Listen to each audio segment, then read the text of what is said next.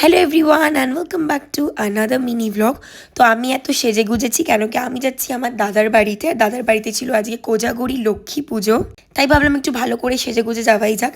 দেন বাড়ি থেকে বেরিয়েই দেখলাম যে আমাদের নেবার ঠিক এরকম ধরনের লাইটিং দিয়েছে, খুব ভালো লাগছিল। তো ফার্স্টেই চলে গেছিলাম হলো আমার মাদার ইন লকে পিক আপ করতে।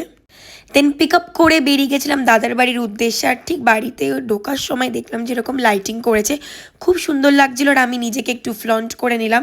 আর ওই যে আমার পিছনে আমার মাদার ইন ল, যে খুবই শাই, ক্যামেরাকে দেখলে একদম সামনে আসতে চায় না। তো ফার্স্টেই চলে গেছিলাম ঠাকুর ঘরে। ঠাকুর ঘরে গিয়ে ঠাকুরের দর্শন করলাম আর দেখলাম বৌদি কত সুন্দর করে আলপনা দিয়েছে। আর এটা ছিল আজকের আমার outfit of the day, sari of the day বলতেই পারো। আমাকে অবশ্যই কমেন্ট করে জানিও আমাকে কেমন লাগছে এই শাড়িটাতে।